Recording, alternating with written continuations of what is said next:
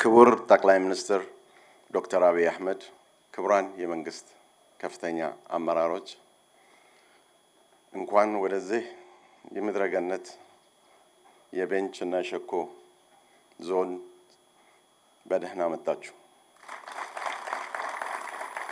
ክቡር ጠቅላይ ሚኒስትር ወደ ስልጣን ከመጡ በኋላ የሀገራችንን ኢኮኖሚ ፓራዳይም ሽፍት ያደረጉ ትልልቅ የፖሊሲ ለውጦች ተደርገዋል። ከነዚህ መሃል የሆም ግሮን ኢኮኖሚክ ሪፎርሙ ተረስተው የነበሩ የኢትዮጵያ ትልቅ ኃይሎች እንደ ማዕድን፣ ቱሪዝም የሀገሪቱ የእድገት ምሰሶ እንዲሆኑ በመንግስት ፖሊሲ ተወስኖ ትልልቅ ስራዎች ተሰርተዋል። ከነዚህ ስራዎች መሃል እነዚህን ስራዎች ለማፋጠን ደግሞ በእርሶ የተጸነሱት ትልልቅ ፕሮግራሞች እንደ አረንጓዴ አሻራ፣ የሌማት ትሩፋት እና የገበታ ፕሮጀክቶች አስደናቂ አስደማሚ ድሎች እያሳዩን ነው።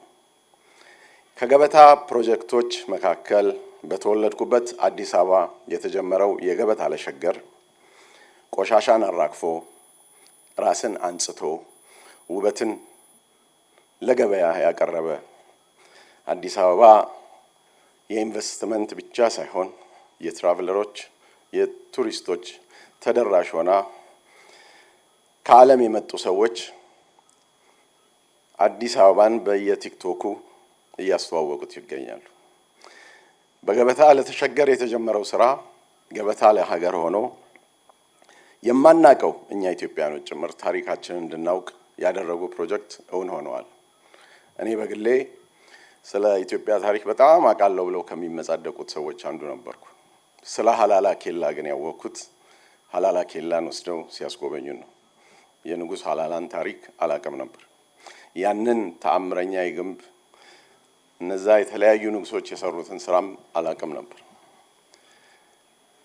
የገበታ ለትውልድም እንደዚሁ ድብቅ የሆኑ የኢትዮጵያን ጸጋዎች በማልማት ለገበያ የሚያቀርቡ ትልልቅ ስራዎች ሁሉን አካታች በሆነ በሁሉም ክልል እንዲሰራ አቅደው የዚህን አካባቢ ጸጋ ለማየት በመጡ ሰዓት ይህንን ኃላፊነት ከጠቅላይ ሚኒስትር ቢሮ ጋር ሆኖ ሚድሮክ እንዲወጣው ተልዕኮ ሰጥተውናል።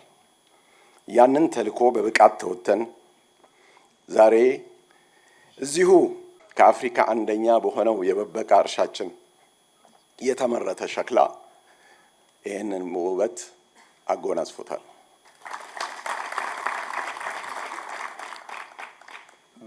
ባለፉት 5 ዓመታት መንግስት ራሱን በሪፎርም እንዳመደገ ሁሉ ሚድሮክም ራሱን አመንድጓል። የዚህ ውጤት ዋነኛው ተጋሪ ዋንዛ ፈርኒቸርስ ይሄንን የምታዩትን ህንጻ የእንጨት ስራ ሙሉ ለሙሉ በራሱ ሰርቶታል።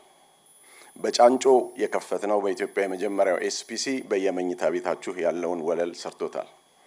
የባቢሌ ግራናይት የካማሺ እብነ በረዶች አሳምረውታል። በኢትዮጵያ ምርቶች በኢትዮጵያ ጸጋ የተገነባው ደንቢ ኤኮሎጅ የአካባቢውን ስነ ምህዳር ሳያበላሽ የአካባቢውን ስነ ምህዳር ጸጋ ብቻ እንዲያሳይ ተደርጎ ስለተሰራ ይህንን ስራ ለመባረክ እርሶ ከፍተኛ የመንግስት አመራሮን ይዘው ስለመጡ በእጅጉ እናመሰግናለን። ይህ ስራችን ሰነፍ ሳንሆን ብርቱ፣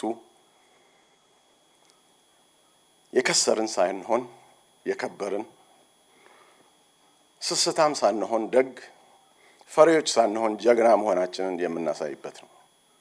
በዚህ ስራችን የተባበሩን ብዙ ሰዎች አሉ። የአካባቢው ማህበረሰብ እጅግ በጣም ሰው አፍቃሪ፣ ለቱሪስት የሚመች ሰው ወዳጅ፣ ቱባ ባህል ያለው ደግ ህዝብ ነው።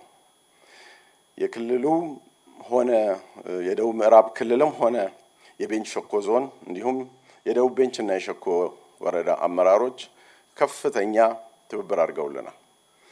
ፈጣሪ ትልቁን እርዳታ አድርጎልን ለዛሬው ቀን በቅተናል። አልহামዱሊላህ ረቢል ዓለሚን። ሁላችሁም እንኳን ደስ አላችሁ። አመሰግናለሁ።